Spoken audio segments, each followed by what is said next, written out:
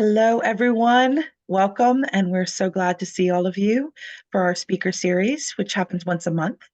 It's a program of the Coincidence Project. We're a global nonprofit dedicated to illuminating the invisible currents that connect and unify us. And Roderick Main's talk today will be a beautiful case in point, looking at the currents that connected and unified elements between Jung and Wolfgang Pauli. So with no further ado, I will turn it over to Roderick to give whatever introduction you wish and to just take it away. Thank you and welcome. We're so glad to have you with us as a speaker today. Yeah, thank you very much, Juliet. And it's a great pleasure to be here addressing this sort of splendid forum that you've got together.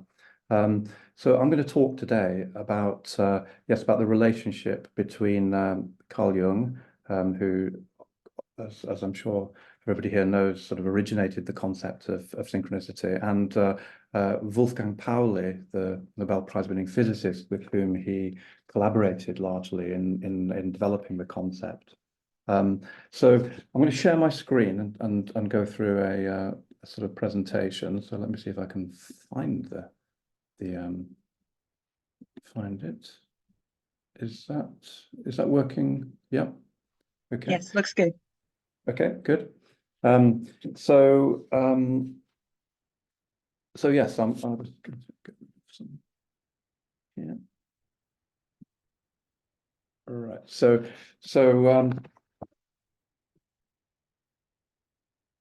you can see there, sort of on the cover, the book that Jung and Pauli co-published, in which Jung's celebrated essay on synchronicity and acausal connecting principle appeared, and also alongside it an essay on the influence of archetypal ideas on the scientific theories of Kepler by Wolfgang Pauli. And the sort of slightly tatty cover there, it sort of reflects, I think, the sort of lack of attention that this collaborative volume has received as a collaborative joint piece of work, which I think should be sort of remedied in some way. So see if I can get this to work. Yes, so I'll just start by introducing a little bit about Jung and Pauli. You can see from the dates, Jung, the Swiss psychiatrist, was a good generation older than Pauli. Pauli, Austrian by birth, celebrated as a Nobel laureate in physics in 1945 for a discovery he made 20 years earlier than that. And they were brought together by a life crisis that Pauli had. His father was rather sort of promiscuous, and this led to the suicide of his mother, and that coincided with some sort of difficulties that Pauli himself was going through as a young man in his early 30s, and he sort of responded by marrying a cabaret performer, a disastrous marriage, which only sort of added to his problems. They got separated after about a year, and then Pauli was advised to go into analysis, which he did briefly with Jung. I mean, he saw Jung for one appointment, and then he was given to one of Jung's assistants who analysed him for about 6 months, and then Jung took over and saw Pauli for either analysis or at least some sort of discussions for a further 2 years, and then Pauli sort of ceased the treatment. So during this period, Pauli produced loads of beautifully reported dreams, and Jung used those in a number of presentations and publications over about a decade. And then later, during the war, Pauli went to the States, but when he came back to Zurich after the war, he and Jung used to meet quite regularly, no longer as sort of analyst and client, but more as sort of collaborators and intellectual discussants. And they also had an extensive correspondence in which they discussed a whole range of ideas, including the development of Jung's concept of synchronicity. And their joint book was originally published in German in 1952, It's volume 4 of the studies of the C.G. Jung Institute with the title Naturerklärung und Psyche. It was translated into English in 1955. And the two essays, as I noted, are Jung's one on synchronicity and acausal connecting principle, Pauli's essay, The Influence of Archetypal Ideas on the Scientific Theories of Kepler. And when the English edition was being prepared, Pauli's colleagues in physics discouraged him from continuing to publish it alongside Jung's essay, which they said was unreadable, and suggested he just publish it separately.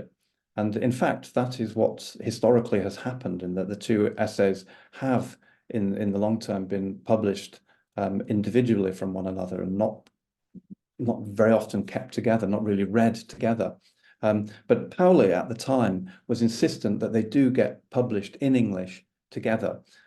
He said to his colleague and assistant Marcus Fiertz, the book is itself a fateful synchronicity and must remain one. So Pauli was seeing something very important about the two essays being together, that their being together was itself a meaningful event, if you like. And I want, although Pauli may have said that comment somewhat sort of lightly, I want to take it quite seriously, and to ask the question: if one is thinking of this book as a synchronicity, then that implies that it's a sort of consists of something that has been acausally connected through meaning. And then we might want to ask, what is the synchronicity, and what is the meaning that has been joined together by this event? So that's really what I'm going to try and do in this talk. Before I begin, I'll really get into the meat of it, I think I ought just to briefly explain the content of the two books. I'll do this very concisely because they're both very complex arguments. But Jung's essay is really trying to address a problem that he saw with experimental science. The scientific view of the world that was based on the experimental method, he thought, represents what he called a psychologically biased partial view, which misses out all those by no means unimportant aspects of reality that cannot be grasped statistically.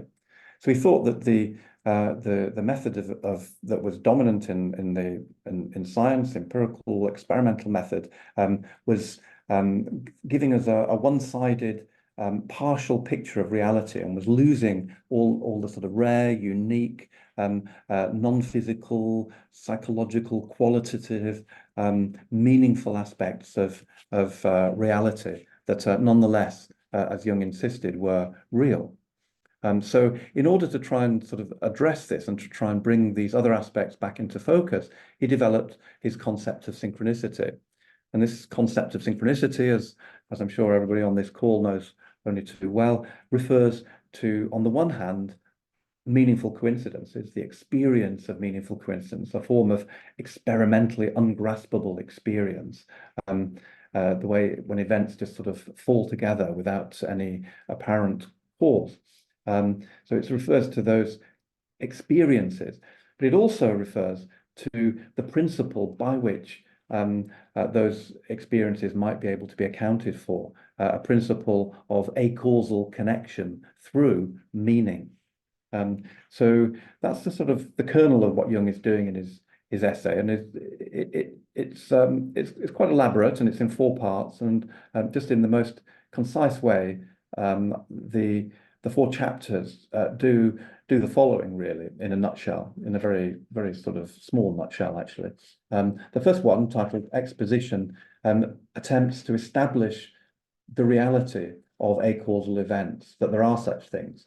And eventually he refers to the work of J.B. Rhine in particular to support that, the parapsychological research of J.B. Rhine.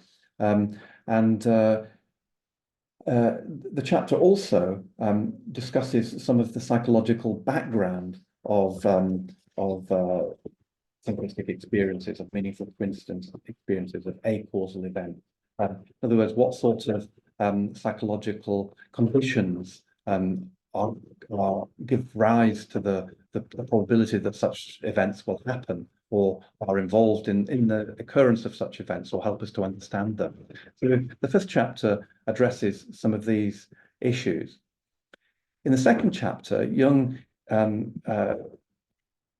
introduces and shows us the sort of what happened when he undertook a what he calls an astrological experiment. It's not really an experiment about astrology in the sense trying to prove something about astrology. It's an experiment that uses astrology as a medium in which to try and detect the occurrence of synchronicity and some of this psychological background that Jung saw involved. So it's much more interesting, I think, than it's often given credit for. And there's much that one could say about it, but that's not going to be our focus so much today.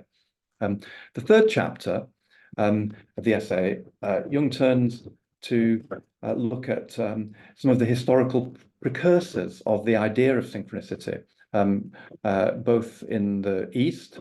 He talks a lot about Taoism, and also in the West, he talks about sort of ancient ideas of sympathy and harmony, and Renaissance ideas of correspondences and so on. And he talks about Leibniz's philosophy of monads and pre-established harmony and so on. So he argues really that this idea of synchronicity, of acausal connection through meaning, has been very widespread in pre-modern periods. And in fact, one could even say that one of the few places where you don't find it is in modern Western culture from about the beginning of the scientific revolution in the 17th century.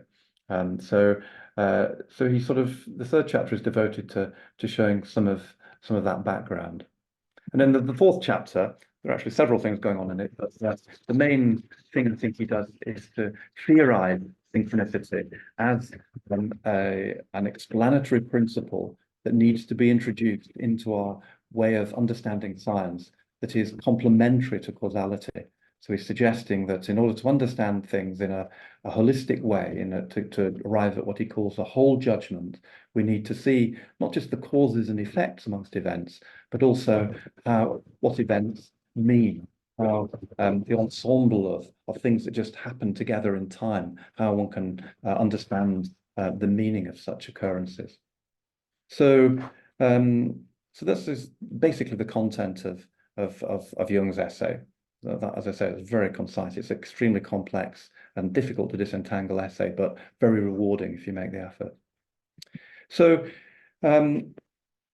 this book on the left here, Writings on Physics and Philosophy, is where you will find Pauli's essay, now mostly published individually. Pauli's essay is doing really two main things. First of all, it's putting forward a theory of concept formation in science, how scientific concepts and theories arise based on what Pauli calls a matching of ideas, which he thinks are underpinned by archetypal images with sense perceptions or external objects. So he thinks that an idea of archetypes, basically similar to what Jung is talking about when he talks about archetypes, is needed as a sort of cosmic ordering principle, he suggests, to understand how when we use our senses to have perceptions of things in the physical world, how we sort of come to understand them. It is when the archetypal pattern that is expressed in those outer objects that we're looking at matches the same archetypal pattern that is expressed in the inner images that we have this realization of what something means, that we come to know it, to have an insight into its nature.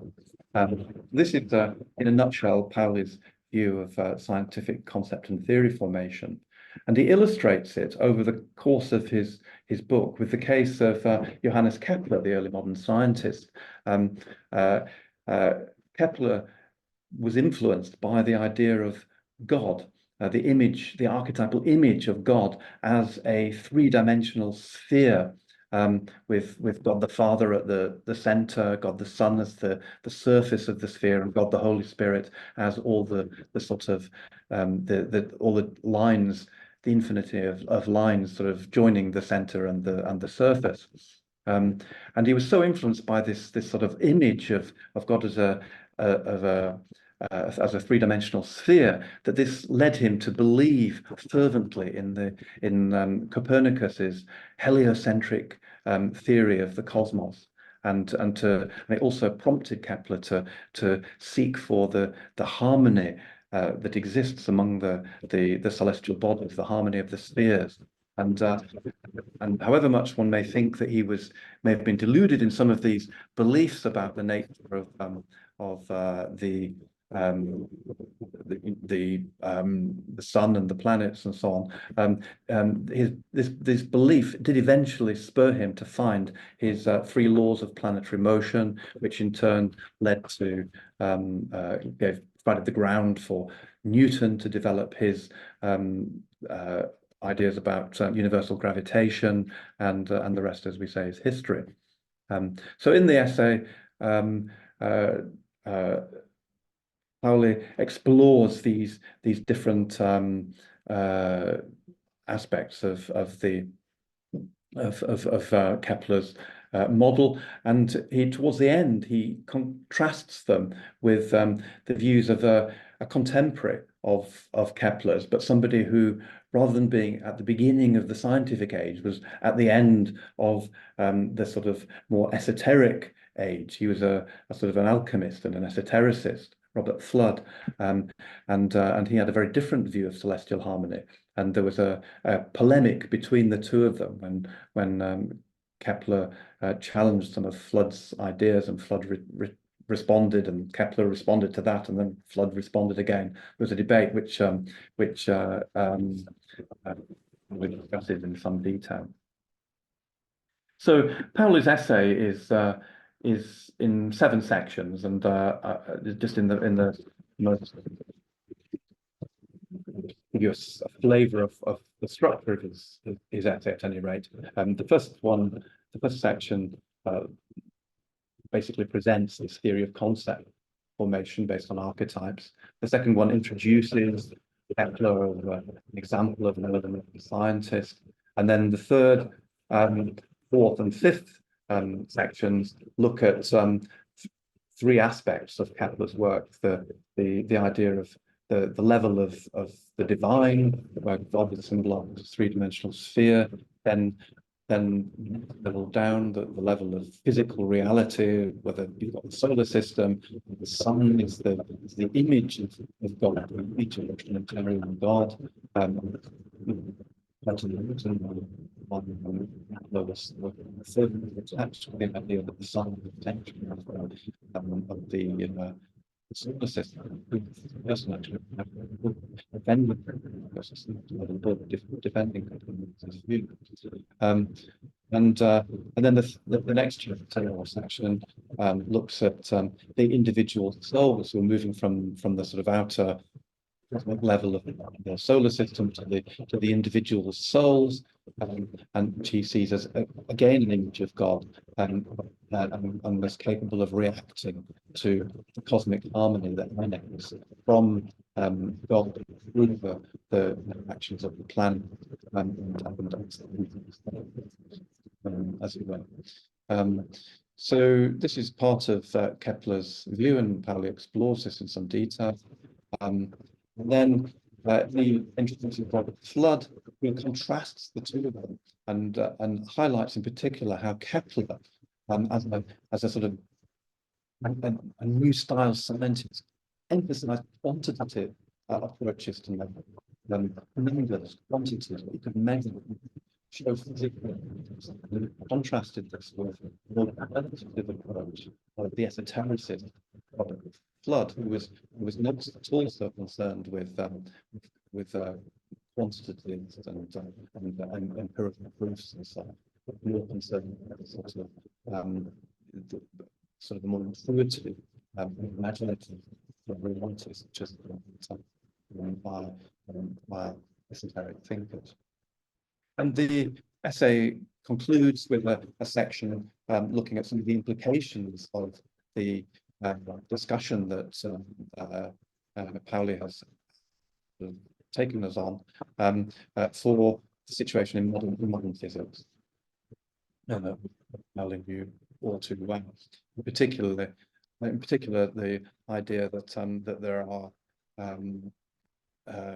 there's a unity, if you like, between the observer and situation observed, that these kind of separated as they used to be, and or as they are in classical physics, and several other things as well that are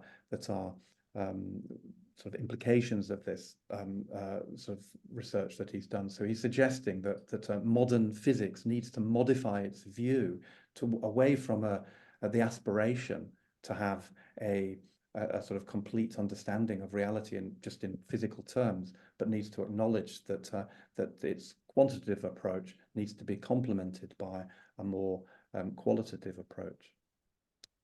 So this is some of the ideas in Pauli's essay on Kepler. Now, unsurprisingly, since they had such a long relationship, 1932, Pauli died, there was extensive influence on each other's essays, and you can see this worked out in this book of letters. I mean, extraordinarily profound discussions between the two of them on a whole range of topics, including synchronicity. But I'm not going to focus especially on their influence today, but I'll just sketch out some of the aspects of it. Obviously, in terms of Jung's influence on Pauli, Jung and various colleagues of Jung's were the source of Pauli's deep understanding of depth psychology. Not many physicists necessarily would have a deep understanding of depth psychology.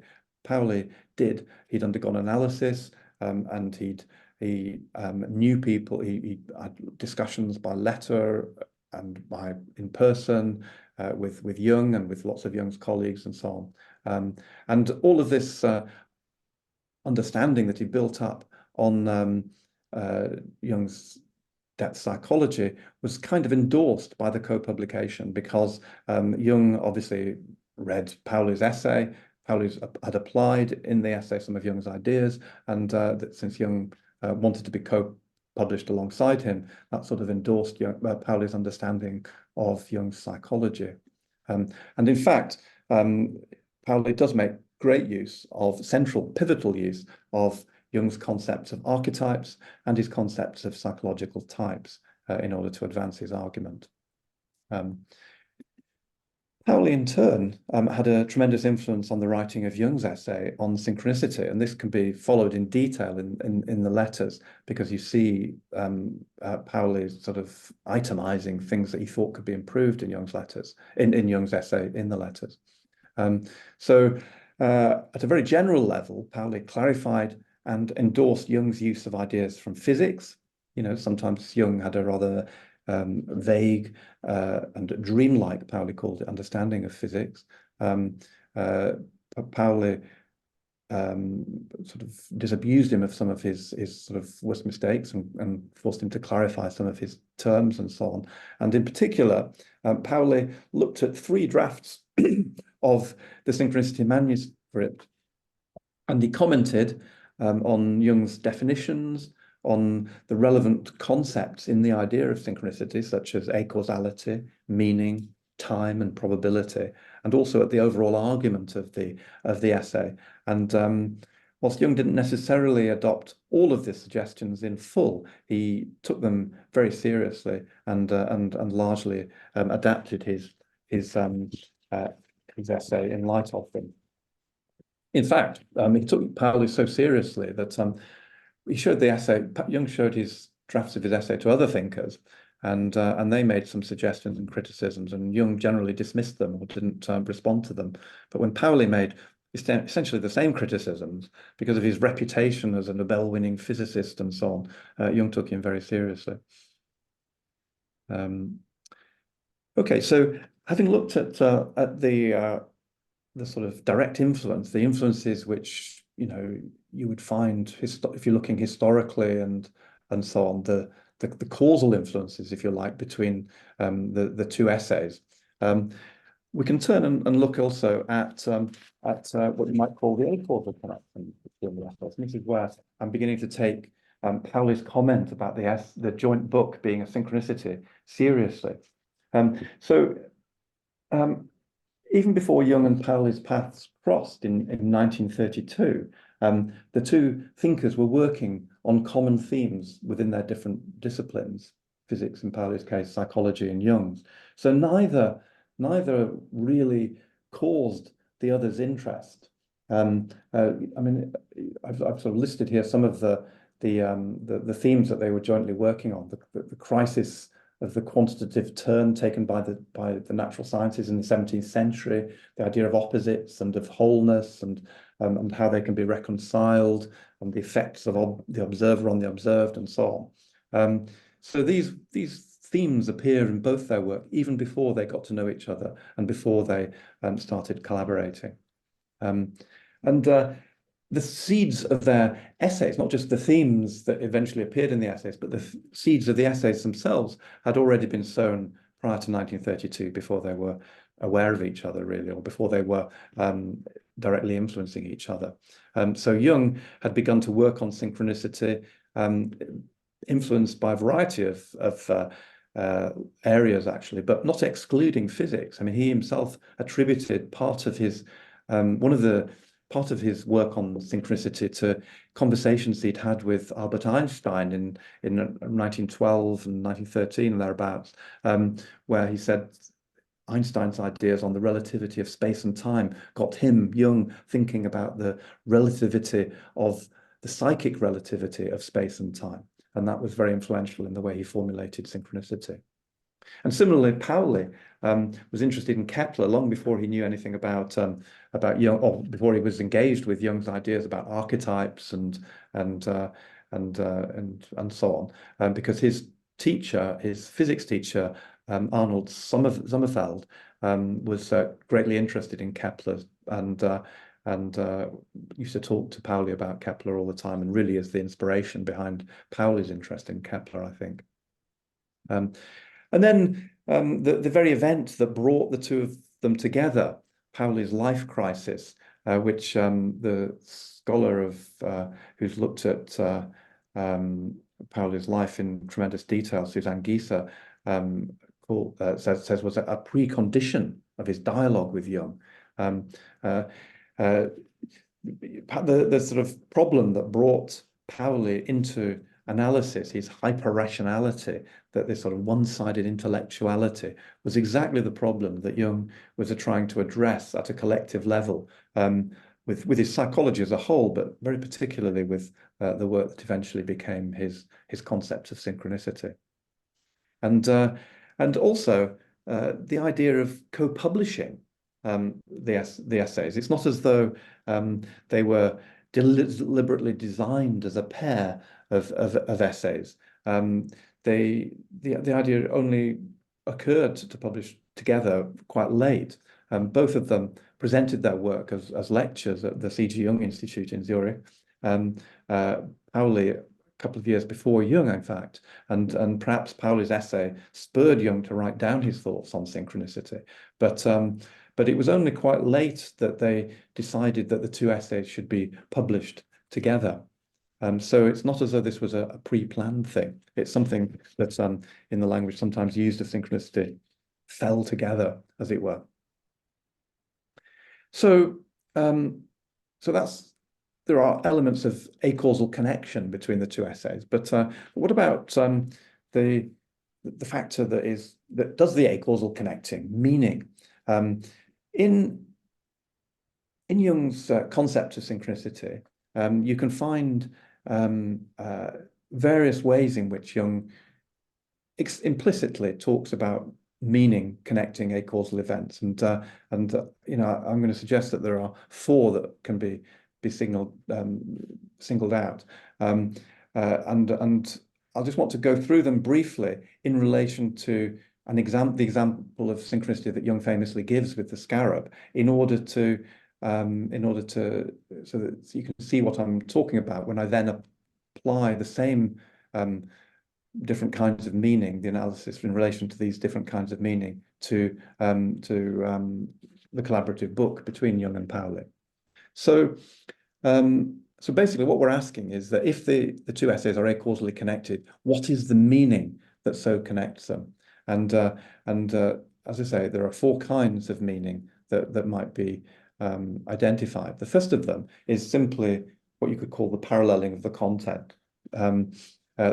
Psychic contents stand in an analogous or equivalent, that is a meaningful relationship to objective occurrences, Jung says. So there's a psychic event such as Jung's patients dream of a scarab jewel, and then there's a real physical event, the scarabæid beetle that enters Jung's consulting room window, and the two events are parallel in content. They're both about scarab beetles. They both, in that sense, mean the same thing. So that's a kind of the most superficial, if you like, level of meaning, but nevertheless an important one. The second level is that these events of the falling together tend to have a heightened emotional charge to them, what Jung calls, after Rudolf Otto, numinosity, a sort of non-rational meaning. He emphasizes in his essay the important role of the emotional factor in synchronicities, how they depend on affects. And you can see in his example with his patient how that when the synchronicity occurred, when the beetle flew in through the window, matching her dream, she was visibly moved by this. It enabled her natural being to bust through the armor of her animus possession, Jung says. It sort of created a movement in her sort of in her psychological state that was profoundly helpful to the analysis.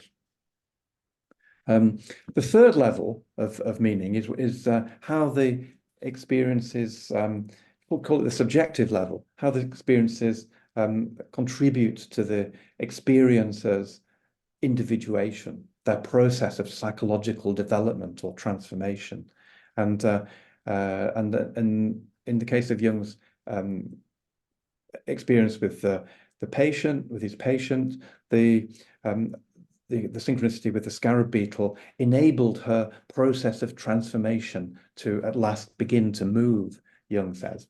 So it furthered her personal development. It was meaningful in the sense that it enabled her to psychologically develop.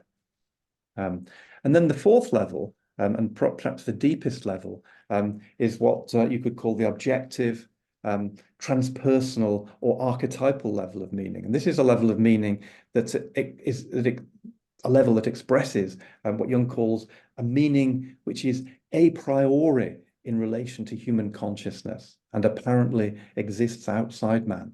It's a meaning which Jung is suggesting is not one that is made up by us. It's not constructed purely. It's not one that we project onto the world. It's something we encounter in the world and that transcends our personal aims or goals, even though it may to some extent also involve them.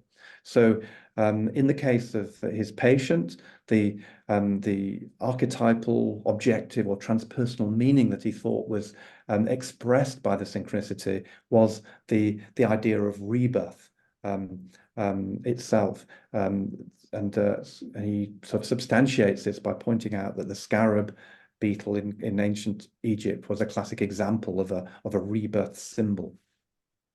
So those are the four sort of levels, if you like, that the meaning can operate at. And what I want to do is just to go through each of them in relation to Jung and Pauli's book, and to show some of the ways in which these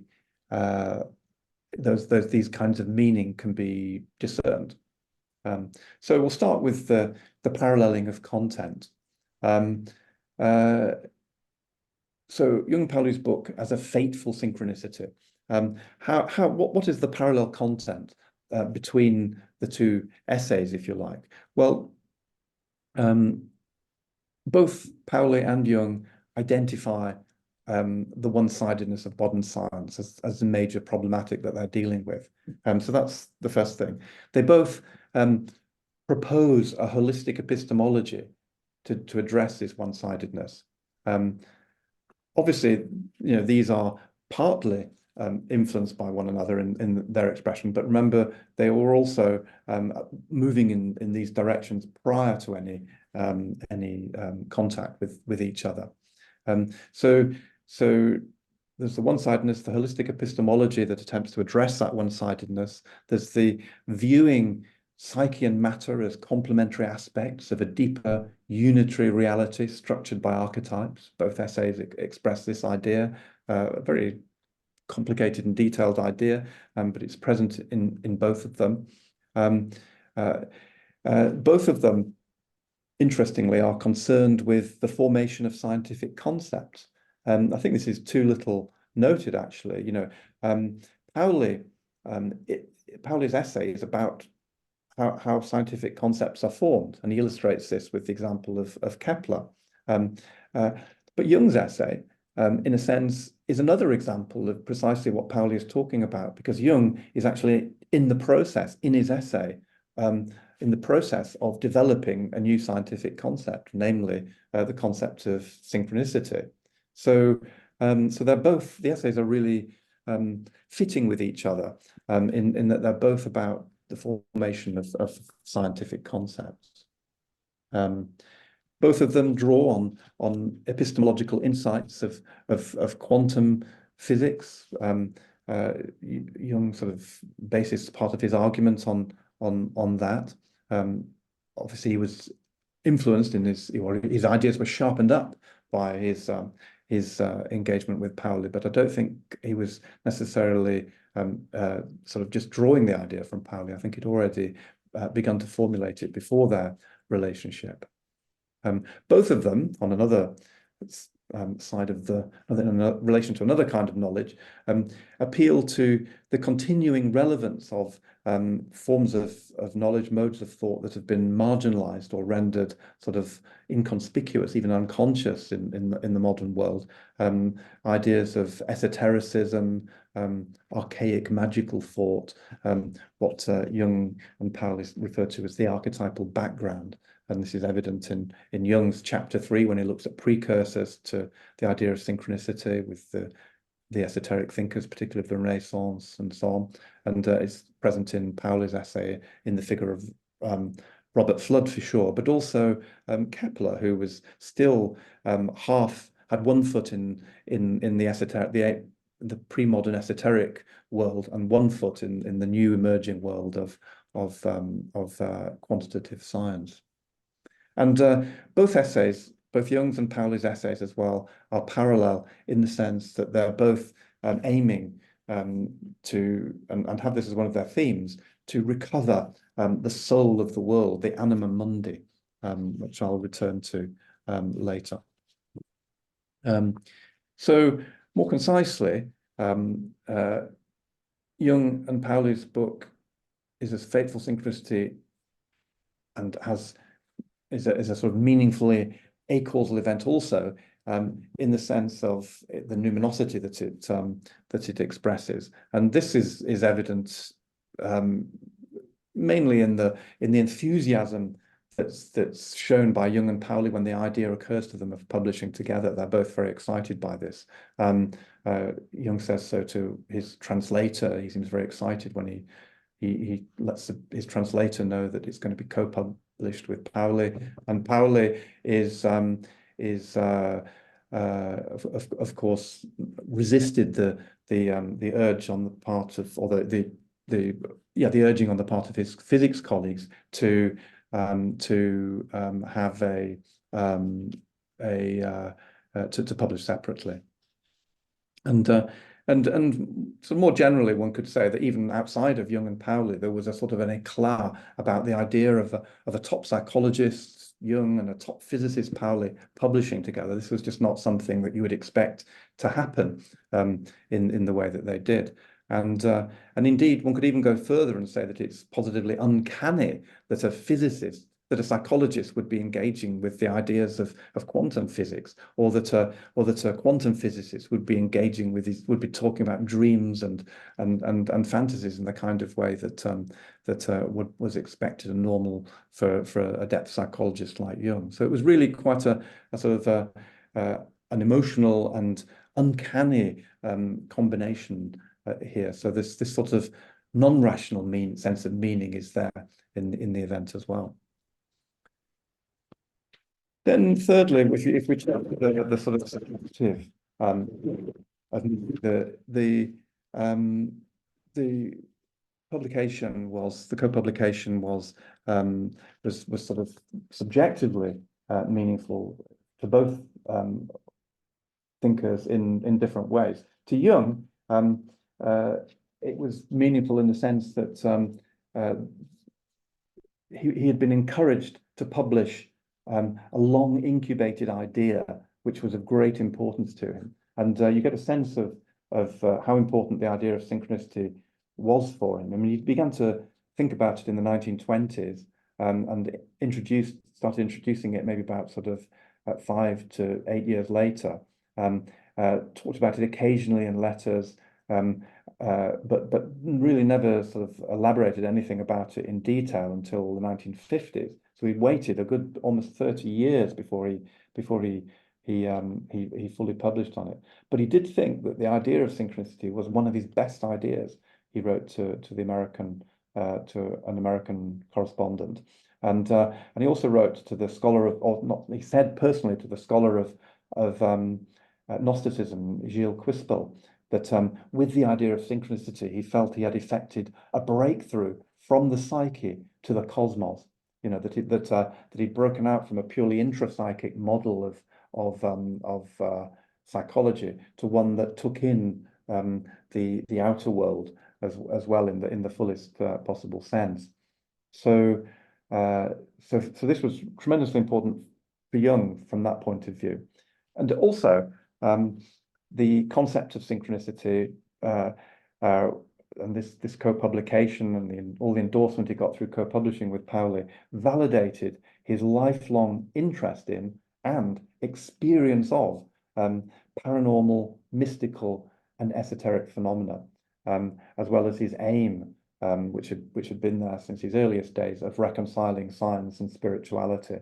So it was a tremendously important co-publication for Jung, because the importance of the idea and how it sort of it validated things he'd been experiencing and taking interest in for decades, for his whole life, in fact. From Pauli's point of view, one could think of it as subjectively relevant to him, in that it enabled him to integrate intellectually what he had learned psychologically from his life crisis and the analysis that he had had. In other words, to all his psychological insight, as it were, he was able to integrate that in a certain way with his scientific and his intellectual work. So that didn't remain as a sort of a hived off separate part of his being, but was integral to his whole his whole being, his whole activity as a thinker. And it also, I suppose more specifically, enabled him to, as he put it himself, listen to the unconscious. Pauli had various dreams in which he was encouraged by figures in the dreams to take up a new kind of professorship. He was a professor of physics in the classic kind of way, very intellectual, doing all the kinds of things that a professor does. But his unconscious, his dreams, his fantasies were encouraging him to become a professor in another kind of sense, and to advocate for the kinds of ideas that he and Jung were exploring, the ideas of the interrelationship of the psychic and the physical, and of the possibility of these paranormal, mystical, and esoteric phenomena, and so on. And to some extent, in publishing with Jung, Jung sort of answered those calls from his unconscious. He published his ideas, which drew heavily on Jung's thought and integrated them with some of his thinking about physics in a book that he co-published with Jung. Some people have criticized Pauli and suggested that he wasn't open enough about his interests in Jungian psychology. But Pauli was somebody who very rarely published, actually, even in physics. And people said of him that when he didn't publish until he was certain about something. So the fact that he published this essay at all suggests that he was pretty certain of the value of what he had written and of what he and of the use of Jung's thought that he was making and also of the work that Jung had done. So very important to both of them at a subjective transformational level in terms of their own personal development, their own individuation. But it's also very important at an objective or transpersonal level, and one can see sort of, in order to sort of get at this, one sometimes needs to sort of look at the fantasy material and the imagery that is surrounding the events that go on or the things that are expressed in the work. And the first sort of transpersonal or objective archetypal theme that seems to be expressed by their joint work is the idea of, I've mentioned it before, recovering the soul of the world.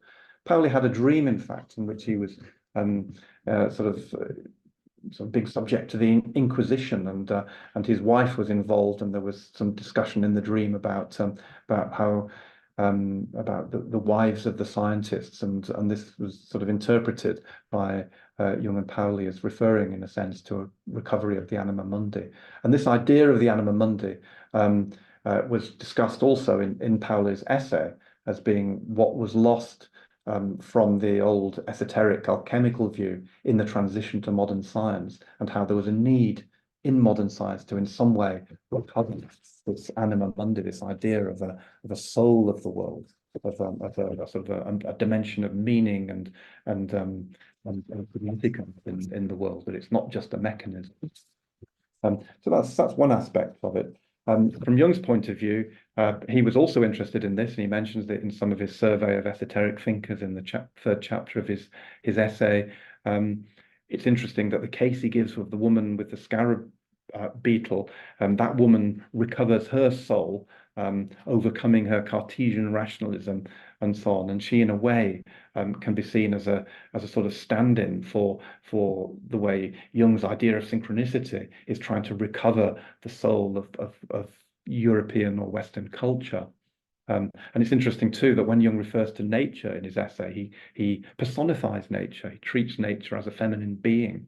So he's also sort of influenced, I think, by this archetypal idea of the anima mundi and its recovery.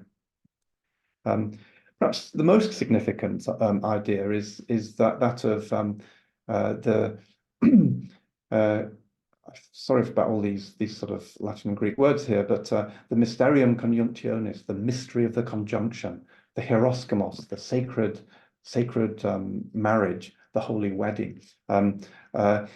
This is a major theme, I think, that governs the book, and one can see this in a number of ways. Some of them are, but I think it really is a major theme involved. First of all, Jung, he was working on his book, his last major book, called Mysterium Conjunctionis, the mystery of the conjunction. But he interrupted that work in order to write Synchronicity and Acausal Connecting Principle, as though there was something that he needed to do with this concept of synchronicity that was, in a sense, a precursor of fully completing his work on the mystery of the conjunction. And in fact, towards the end of Mysterium Conjunctionis, you do find synchronicity playing an important role in the alchemical process that he was describing. And then it's interesting that in chapter 2 of Jung's essay, The Astrological Experiment, he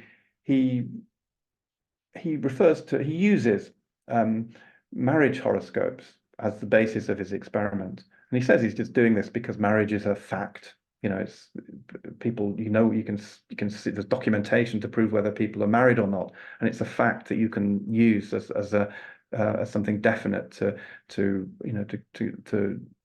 create statistical numbers with and to operate with. And he says he's using it for no other reason than that.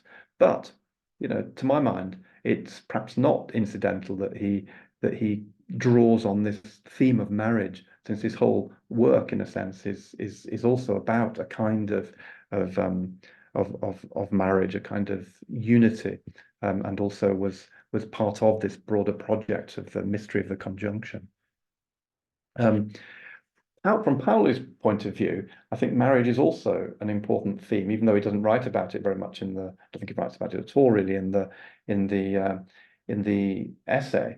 But his therapy, and therefore his encounter with Jung, remember, was precipitated by his father's marital infidelity, so a breakdown of a marriage, if you like, or a rupture of a marriage, which resulted in his mother's suicide. I suppose, the death of the anima, if you like, and his own short-lived first marriage to a cabaret performer, with disastrous marriage. And the therapy ended with his more successful second marriage to the woman who remained his wife until he died, and long outlived him, actually. So marriage is also quite importantly involved in Pauli's sort of relationship to Jung, and unsurprisingly, the theme appears in his work as well. And then the two of them in their joint work were concerned with a kind of marriage of opposites, something they'd been interested in before they even met, but they were interested in a marriage of opposites, of mind and matter, of soul and body, psychology and physics, religion and science. These are all themes that both essays are preoccupied with. So that's the first two themes: recovering the soul of the world, and the idea of a sort of sacred marriage. Another aspect of objective meaning, if you like, is that both of them were concerned with developing a theory of knowledge, an epistemology that prioritizes wholeness. So you've got the recovery of the feminine, you've got the union of the male and the female, or the opposites in the sacred marriage, and then you've got this sort of product, if you like, of that union, an increased sense of wholeness. And this is expressed in that both of them were interested in developing a theory of knowledge that emphasized wholeness rather than analysis and breaking things down into parts. So for Jung, I mean, I won't go through all the details of this, but in various ways, his concept of synchronicity is holistic. It encourages us to think in terms of the whole, or whole ensembles of events. That's what it means to think acausally. He doesn't think this is an alternative or a replacement for causality, but is something that complements causality. So that acausality and causality form a larger whole in themselves to create the possibility of, Jung says, of a whole judgment. The empirical level in which the archetypal images, the psychic and physical archetypal images appear, is united in the synchronistic event with the transcendent level of the archetype as such, which as it were, is the sort of the transempirical source of the meaning that is expressed in them. The synchronistic experiences foster individuation, which is a process of transformation towards realizing the self, the archetype of wholeness for Jung. And permeating Jung's thoughts on this is his view of reality as unitary. Reality is one thing. We live in one world, he would say towards the end of his life, and he saw the collective aspect of our unconscious as being a kind of microcosm of the outer world, so that the whole of the world, the whole of the universe, was in a sense in the collective unconscious, reflected in the collective unconscious, and so on. So a profoundly holistic view that Jung develops. And Pauli, very similar. His view of archetypes bridging ideas and sense perceptions is about the sort of the union of those inner and outer worlds. When he discussed Robert Flood, he highlighted how his valuing of what he calls a quaternary attitude was more about the wholeness of experience. He was interested, just as Jung was interested in combining causality and acausality, Pauli was interested in combining the quantitative view of Kepler with a qualitative view of Flood in a sort of a more holistic form of science, which respected both. And he was also interested in, Pauli was also interested in how the observer and the observed were not two separate entities in science, as they seemed to be in classical physics, but were parts of a mutually transforming whole system. And his essay is also deeply concerned with how we can symbolically reconcile science and religion. So again, this very profound emphasis on wholeness. And very close to the end now. I suppose the final sort of general thing, well, sort of point I would make really is that for Jung, the concept of synchronicity challenged what he saw as the fanatical one-sidedness of scientific philosophy, and thereby, he said, it shakes the security of our scientific foundations.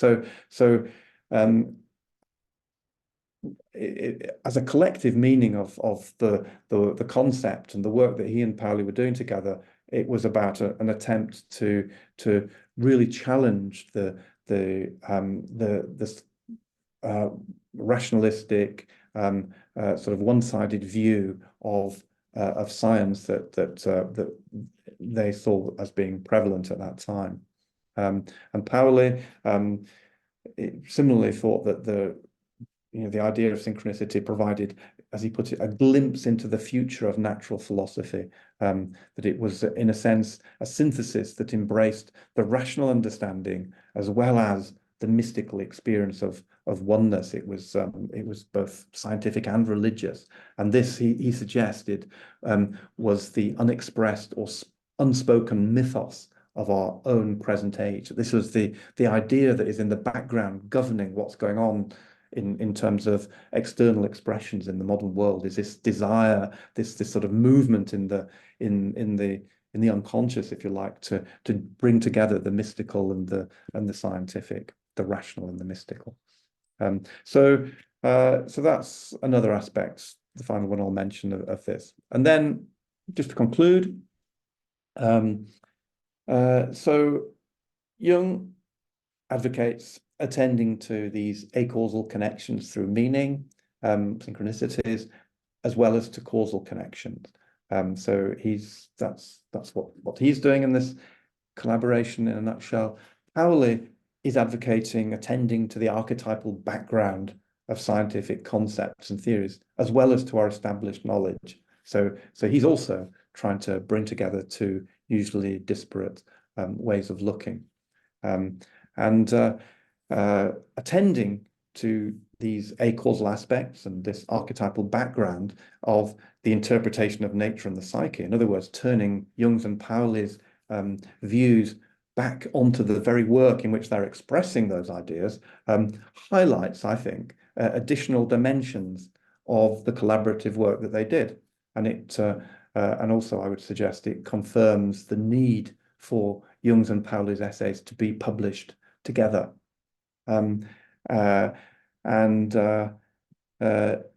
think also that this itself shows the fruitfulness of the holistic epistemology that Jung and Pauli are advocating in their different ways. In other words, it actually makes sense of what they themselves have done. They are, as it were, their own first test case, if you like, or second test case, if you include Pauli's account of Kepler.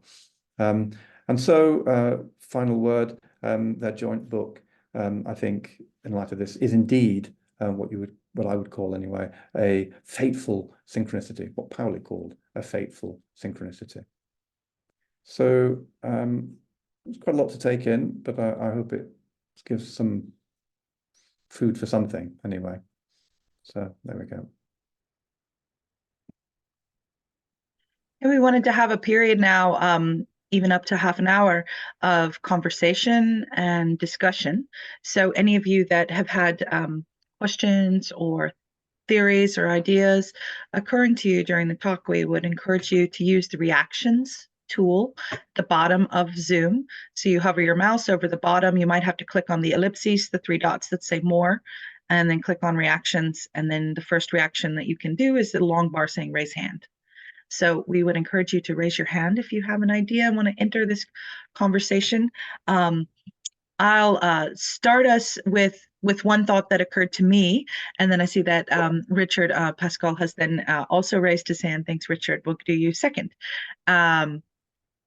So part of my own background has been in the academic discipline of the contemplative sciences, and it occurs to me, Roderick, that it's almost a beautiful outgrowth of the holistic push that you describe here in your conclusion, that they're doing the reconciliation of opposites and bringing the numinous together with the rational. And contemplative sciences as a field names that, the contemplative is that mystical, non-rational side with more of a scientific inquiry, or the notion that science has something to add. Contemplation adds to science, and science can add to contemplation. And it seems very positive that this is a discipline that has been growing. I wonder if you can comment on how you're observing it in our current world. This is a joint pair of essays published a long time ago, and yet it kind of seems like it's bearing fruit now in how things are shifting towards the reconciliation of the contemplative aspects with scientific understanding. Yeah, that's very interesting. I don't know a great deal about the contemplative movement that you discussed, but I think there are a lot of signs. I mean, of the kind of tasks that Pauli and Jung were engaged in have made considerable headway, if you like. I mean, even something as simple as the combination of qualitative and quantitative methods in research, which is kind of quite bog standard, in many areas now, is something that perhaps wasn't so much, until more recently. So there are lots of optimistic signs that this kind of more holistic way of working and thinking is operative, and I suppose one could look at it in several ways. I mean, on one level, perhaps Pauli and Jung were prescient in their sort of in perceiving the need for these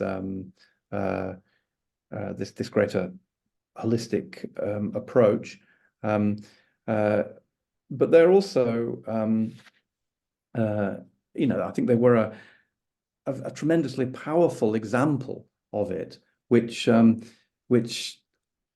my mind hasn't fully been sort of excavated, if you like, what they actually did in the sense that I think the idea of sort of exploring the archetypal background of scientific concepts. I mean, it's something I would like to know more about. I mean, but I don't know that that's done as much as Pauli envisaged it might be. I don't think that, I mean, remember Pauli had several years of analysis, analyzed his own dreams meticulously, thousands of them, and he was really dedicated to doing this, and he took it very seriously.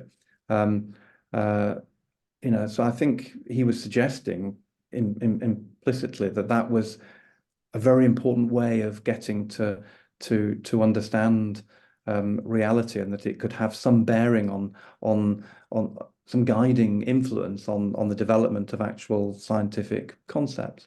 And Jung, for his part, I mean, he was trying to integrate his ideas with science. He was trying to get the idea of synchronicity, of perceiving things acausally in terms of meaning, as an additional way of thinking alongside causal thinking, and from within current academic milieu, I would say that neither in the natural sciences, nor in the social sciences, nor even in the humanities and the arts and humanities, is that really sort of done in the kind of way that Jung might have envisaged. There's a sort of, there is still a tremendous preponderance of emphasis on thinking causally. So even in the arts and humanities, you're expected to produce sort of quantitative results, quantitative impacts, and so on, and be able to show things. The sort of in the social sciences and in the natural sciences, even more so, there's very little actual reflection on fantasy, very little role given to imagination and intuition in a sort of conscious way. Of course, there are lots of really good signs that people are doing this in certain domains, but I still think personally that there is, that there is work to be done in showing the greater potential value of that sort of approach. Mm. So, that's just be some thoughts on that. Well, thank you. Thank you. Let's add Richard, and you're welcome to come off mute and add your question. Yes. Can you hear me? Yeah. Yes. Great. Thank you. Two questions. The first question has to do with the fundamental synchronicity that is used and Jung used extensively, and that was the scarab beetle making an appearance during the therapy session. And I have an interest in knowing if it's documented what time of the day that therapy session occurred, and that might tell us, another layer of synchronicity.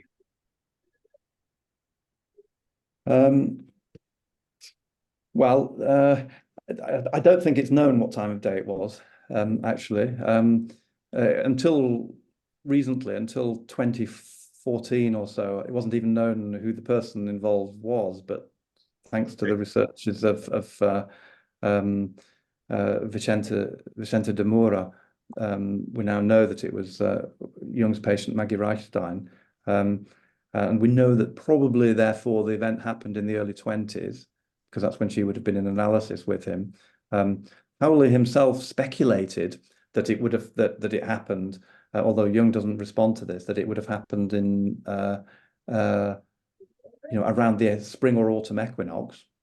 But unfortunately, Jung is writing about this maybe close to 30 years after the event. So he doesn't the time of day doesn't.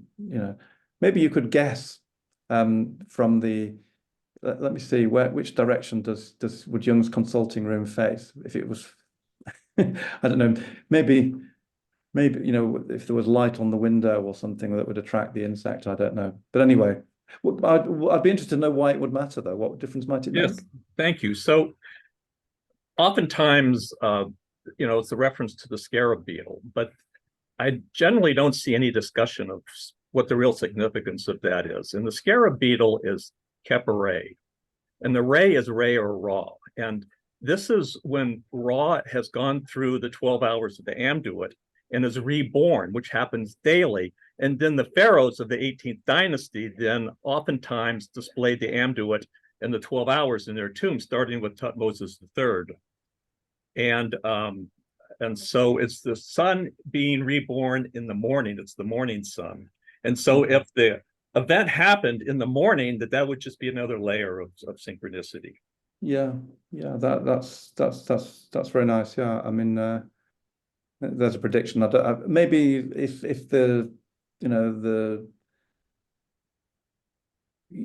it's possible to find, if I don't suppose they survived, but if they did survive, his diaries of his listing when his consultations were, if one could know when he was seeing this particular patient. Was it was it when the sun was coming up over the horizon in the early morning session or something? Okay. Would have been interesting, yeah. But that's very interesting, yeah. Yeah. But certainly the idea there, I mean, it's it is, I mean, Kepler, as you say, it's the rising, it's the sun as it's reappearing, isn't it, over the horizon? So is that right? Right, as it's being reborn in the morning, and yeah. And then you can take it literally as just the sun, or it's actually, you know, something more than that also. Or, Yeah. in other words, it may have much more than just a physical attribution. Yeah. My next question has to do with Flood and Kepler. And to your knowledge, were they influenced by Sir Francis Bacon? And if so, in what way that may have, you know, played into this? In other words, I'm trying to find out if there's any thread that goes back to synchronicity that might go back to Bacon.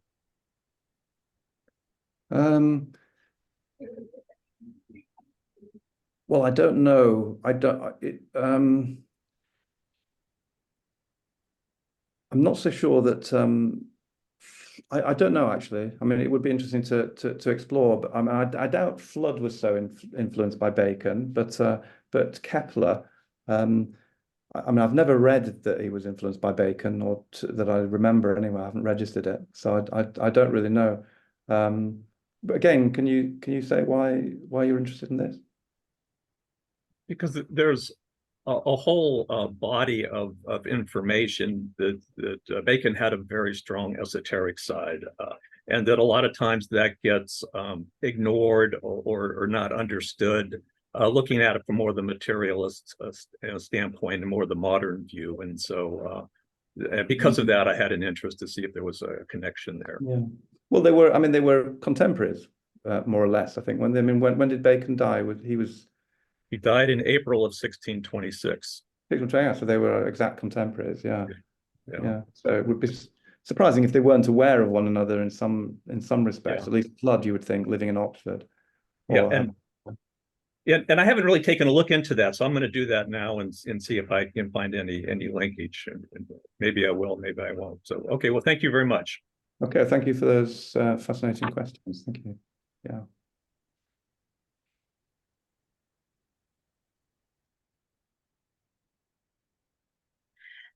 And so others among you, we would welcome conversation or question. You can post it in the chat if you'd rather type an idea or question rather than coming off of mute. Putting in the chat's fine, and I'll be glad to narrate the question to Roderick for response. So I see Annie Olson next. We'll bring up Annie. And come off mute. There you go. Can you hear me? Yes. Yeah, thank you. Okay. Yeah. I'm very familiar with Black Elk, and I'm very aware that Carl Jung was very much into studying Black Elk. And Black Elk's vision was all about reconciliation and wholeness. So, and my whole life has been this about reconciling my science love and my spiritual. So I just put that thought out there about Black Elk fitting into this very well, and Joseph Campbell. I mean, this is where they were coming from. And the indigenous people around the world were all about wholeness too, about the physical and the spiritual needing to come together. And we're just, now with science, we're just beginning to realize it was everything we're doing in the world now. The predicament we're in is because science didn't want to listen to the other part of the subconscious, so to speak.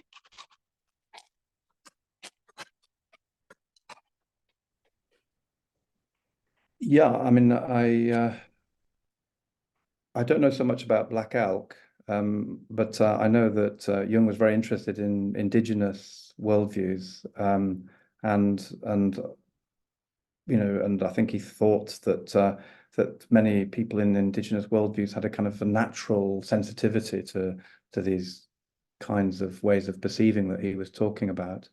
That's why I brought it up. Yeah.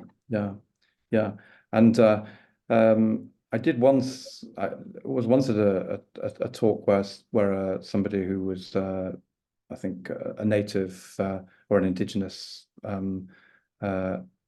American, one of the sort of first peoples of America or whatever, suggested that you know, one of the signs for her of somebody that she would trust was that they believed in synchronicity.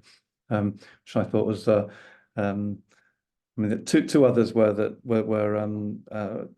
interested in jazz and fishing, but but I don't know quite how those.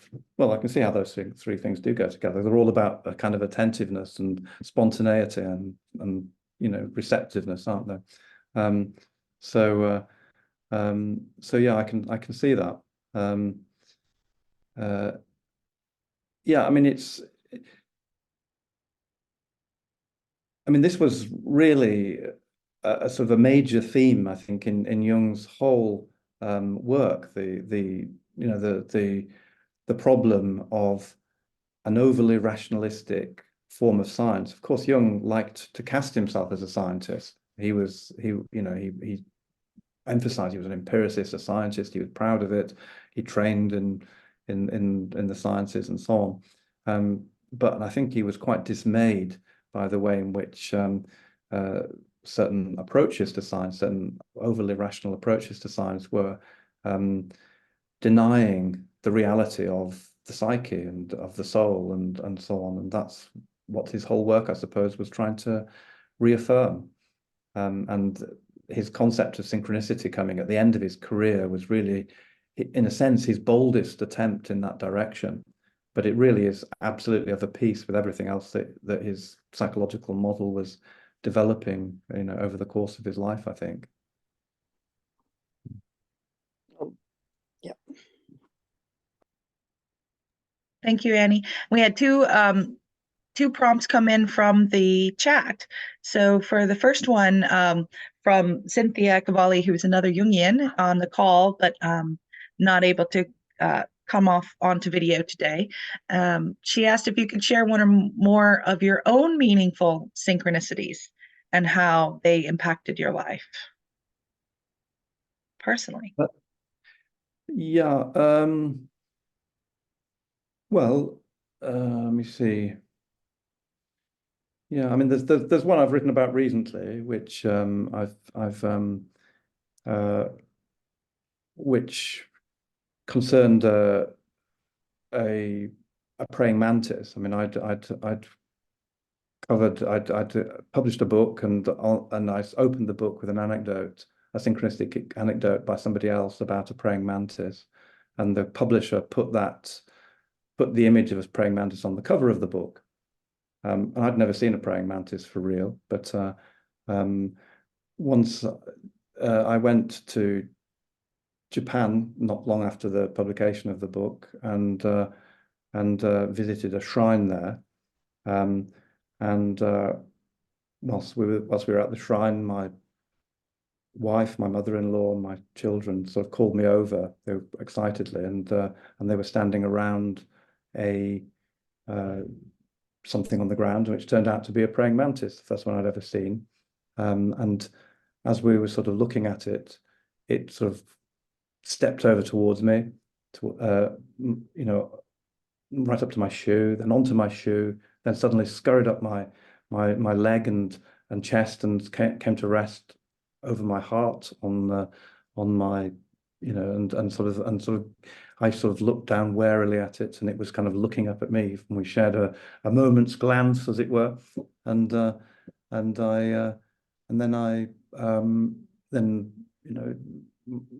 my mother-in-law flicked it off, and that was the end of the experience, as it were. But it was I found it quite powerful in the sense, because that image of the symbol of the praying mantis had begun to become quite important to me, because of its appearance on the cover of my book, because of my familiarity with certain anecdotes about it and lore about it, and so on.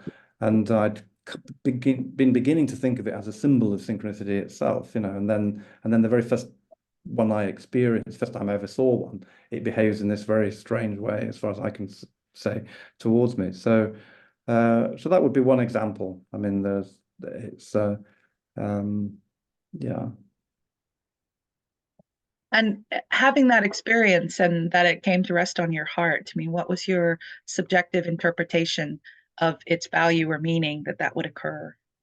Well, it didn't occur to me straight away. I mean, at the time, there was all this sort of you know, the sort of numinosity of it, but reflecting on it, I mean, my sense is that it's, you know, that experiencing synchronicity is, and thinking with synchronicity in mind is also thinking with the heart, seeing from the heart. It's the whole more holistic way of thinking, a reorientation of one's perception. And it might even be that I mean, I'm sure listeners will have gathered that I'm not averse to being quite intellectual myself from my talk, but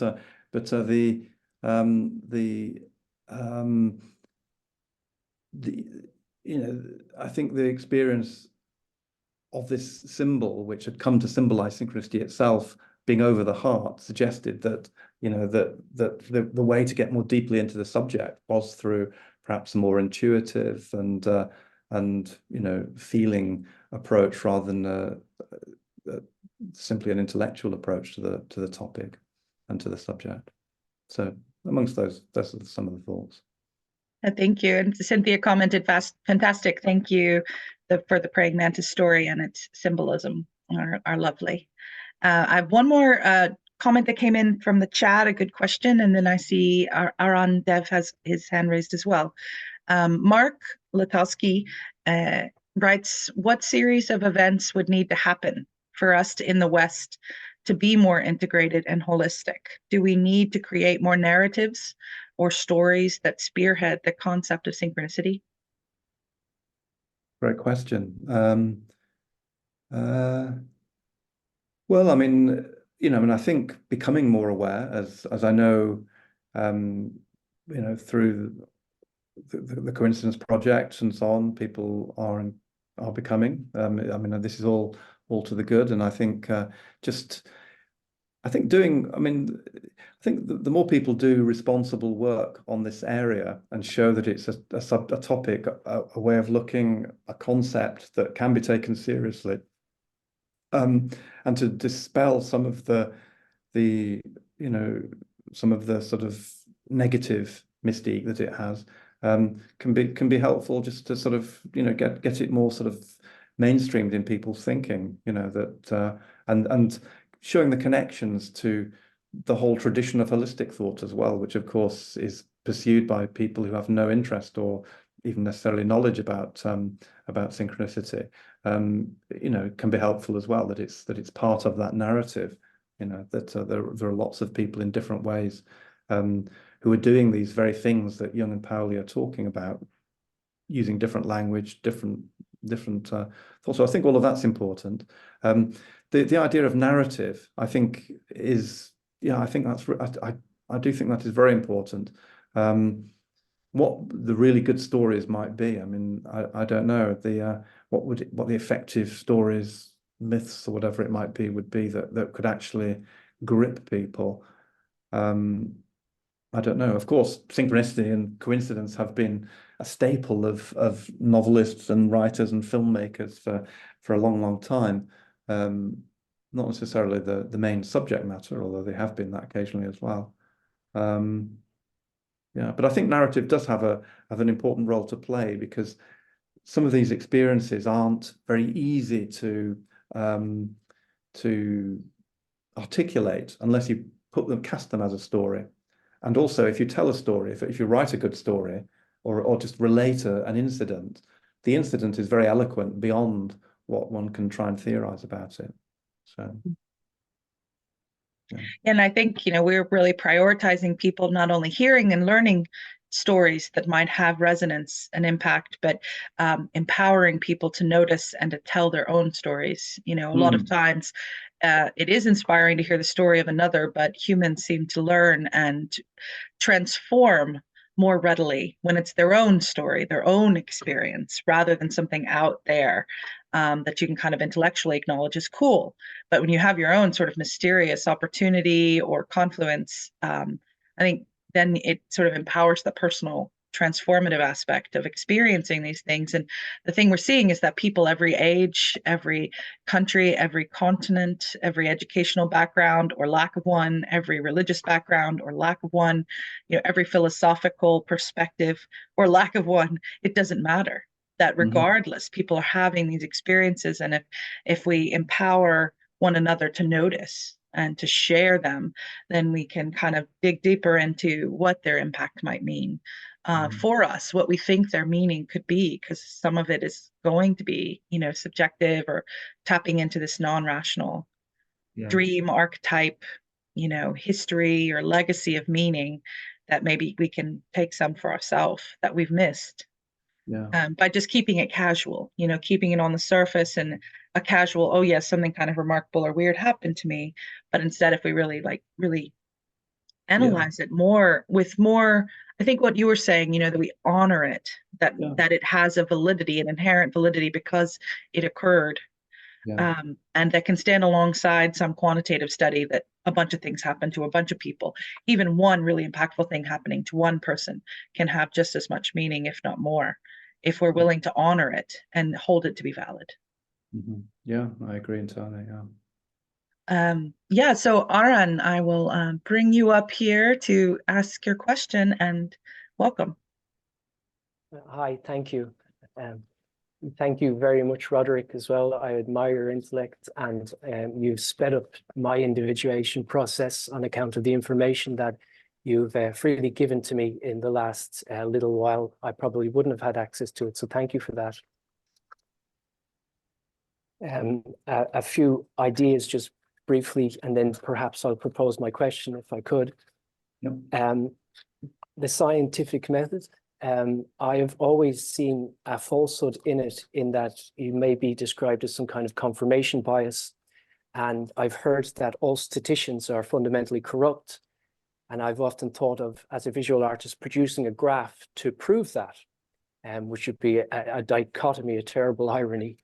I love that you've brought to me Jung's new almost approach for a new kind of synchronistic science. I felt that same urge. I've had numerous synchronicities occur to me in my life. And through a kind of recent study, I've done an art therapy kind of thing. I've previously studied as a visual artist, but what I learned through the psychoanalytical approach of Jung is a non-logical kind of abstract, intuitive, creative expression, where, for want of better expression, I believe that I can induce, or one can induce, a numinosity that has undeniable synchronicities, that propels individuation, and hopefully gives an esoteric experience to the individual that would further perpetuate their want to explore this numinosity. My question being, is the two essays and their synchronistic combination as a result of a larger synchronicity letting this occur, or is it in fact because of both of the individuals involved kind of led each other from, let's say, different tributaries to a larger river that connected to them? And just one last comment is, I love the way you said something about before these synchronistic events can occur, there is a felt sense of experience where you get the sense of something that's about to happen. And that's really new to me. I've had synchronistic events occur in my life where I knew just before I had to prepare. I knew something was going to occur and something was about to happen, and I just had to remain vigilant to keep my eyes open, and inevitably a sign comes from somewhere. My life is dappled by experiences very similar to yours and the praying mantis, and I appreciate the fact that these individual esoteric aha moments, for want of better expression, Maslow might call them peak experiences, need studying and need to be given value and meaning in order for us to change that collective narrative, perhaps. But again, just to reinforce my question, do you think that the two essays came together because it was, for want of better expression, willed by the two individuals, or there was some greater force? Yeah, I mean, I would sort of favor, and I think probably both Jung and Pauli would favor the thought that you know, that they were part of a process, if you like, that was larger than both of them. You know, and that you know, that it wasn't something. It's not that they weren't involved. You know, they were sort of participating for sure in what was happening to them. You know, they were doing the work. They were attending to the phenomena. They were attending to things, despite that you know, that their colleagues might have been telling them to not to waste their time on these things. You know, so they were definitely participating in it, but I think they were participating in something that to go back to the sort of numinosity that you were talking about. There's something attracting them or drawing them to be interested in these areas. And part of Pauli's interest in what he calls a sort of archetypal background of scientific ideas is the thought that the ideas don't present themselves. You know, they don't come fully armed like Athena out of the head of Zeus. You know, they're sort of they emerge, you know, often in murky, incomprehensible sort of mythical style, confusing imagery, and it takes a lot of work to convert that into something that is more intelligible. So I think they were both sort of gripped by this sort of, you know, some sort of archetypal unfolding, if you like. They were part of it, or they were involved in it, or something, which transcends both of them. I would suggest, and I think they might agree. And yet, you know, they were definitely participating in it, in the sense that they were playing their part by attending in the right kind of way and doing the hard work of thinking things through and discussing and so on. We've come to the 90-minute point for our session. So for those who have to log off, I just wanted to say thank you on behalf of the Coincidence Project, and deep thanks again to Roderick for sharing your insights and your analysis. It's been really clarifying and extremely helpful to me, and I'm sure to all of us that are seeing this presentation now and into the future on our YouTube channel. So we hope people will visit our website, the Coincidence Project written out.net, N-E-T, and you can sign up for our email list. You'll get a little prompt to do so when you first visit our site. So we do hope people will sign onto our email list for future events. And we're always taking suggestions and volunteers and comments from those that want to see certain kinds of events taking place. And yeah, so thank you to everyone, and we're just so glad to be able to do this, and we're going to keep working as a project, as an organization, to think about these kinds of more is needed. You know, this was foundational work laid over the past 100 years, but we certainly haven't arrived yet. We're still struggling, and we're still caught in a kind of divided, fractured reality where many are missing this holistic and numinous aspect. And so we want to work as an organization to answer some of these questions that our individuals here in the call have posed today about how can we do more? How do we leverage this to make change? That's exactly where we are as an organization. And I saw Richard's hand come back up, so I thought it might be to the current conversation with Iran. So I'll just leave all of us up for those who can stay a couple more minutes. Maybe we'll let Richard speak and then kind of wrap up for the day. But thank you everyone for being here. Richard, to you. Yes, good. Can you hear me? Mm-hmm. Yeah.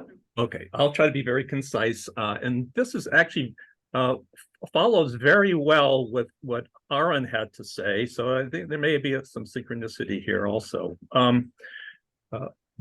Lots of synchronicity started to happen to me a little over 24 years ago. And my intuition told me to document as much as possible. And about 2018, and having prior, to 2018, I spent 20 years as a civil trial attorney defending architects, engineers, and accountants in malpractice actions, business litigation, a whole lot of stuff like that. And so I worked with a lot of experts marshaling evidence, presenting evidence, making it understandable to juries or to a judge if it was a court trial. And so I had, in the legal sphere, I had some, familiarity with marshaling evidence. And I thought, how can you document synchronicities? And a lot of things that happened to me, I was able to actually document with photographs. And so my documentation has date time down to seconds. And some of these things happen in very quick succession, sometimes within seconds. And so that's a very objective data set, a la Francis Bacon saying that you have to accumulate a lot of information before you start drawing conclusions. I didn't know that at the time. It was years later that I realized that.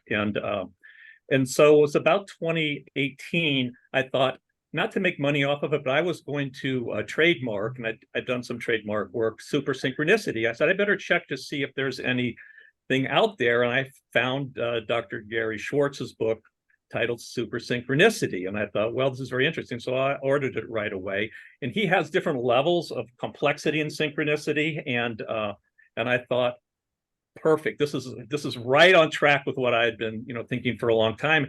And at one time on some of my business projects, I thought if some of these hit, I was going to take some of that funding to put together a team of scientists at various disciplines to, work on some of this stuff. And one of them is probability analysis. And so, and Dr. Schwartz focused on that a lot. And so I thought, the question is, how can you make the case that has objective evidence that if it's a very strong case and that it's factual, meaning objective evidence, you can't dispute that, right? Now, what it means you might dispute, but you're much further to getting through to people to look and say, well, wait a minute, I thought that was nonsense, or they're just dreaming, or it's, confirmation bias, or however you want to categorize that. How can you get past that point? And then there's going to be a much larger body of people who are going to then say, okay, that I can see that. And how do you get people to come more open-minded to actually then maybe start to experience synchronicities on their own? And so those are my comments. And what Aaron had to say is a very good pathway to do that. And I think there's multiple pathways. And how do you get outreach? And how do you create the ripple effect? Everybody tries to do that, but it's very easy to criticize things, and so it all comes down to the data set. I think the data set is the lever to change the calculus of and maybe make the world a better place. Mm-hmm. Okay, yeah, that's fascinating, Richard. Annie had posted in the chat in response to create a rating of the emotion of the coincidence. Yeah. And it's very interesting because we're working with on the Coincidence Project to develop a research arm that could begin to do research in new ways. And the first project that we want to undertake is having AI alongside human researchers to analyze large numbers of coincidence stories to look for patterns and trends and commonalities. So, can we get kind of a taxonomy of the types of meaningful coincidences? Because many of the people that write on synchronicity, serendipity, and meaningful coincidence have developed various ways of framing the components or the prerequisites to say that something, how do we categorize it all? And so coming up with a meta theory of all of this to integrate it over time. It's not going to all happen with one project, but we have compiled about 800 stories. I don't think they're all timed and dated. So Richard, your notes and reflections on your own experiences, your memoir, could become another data set, because our thought was first to kind of prime some AI to begin to comment on this, and not just what happens, but also the emotion of what happens. So how the experiencer in retelling it reveals different emotional content that emerges at various points of the synchronicity, so that we're now analyzing not just content, but also the affect or impact or emotional level in a more systematized way. And we thought, going across 800 stories by, probably 700 experiencers, there are some repeat tellers of stories in our data set, but most are unique. So that's one way, going across individuals. But then the other idea was those who have a coincidence memoir synchronicity memoir, a biography of their experiences in some form or fashion, then you could go within. So within a certain person's lifetime of recording their events, analyze those patterns. Excellent. Yeah, so stay tuned. We may have a submission request out there, and we already do have a submission mechanism on our website.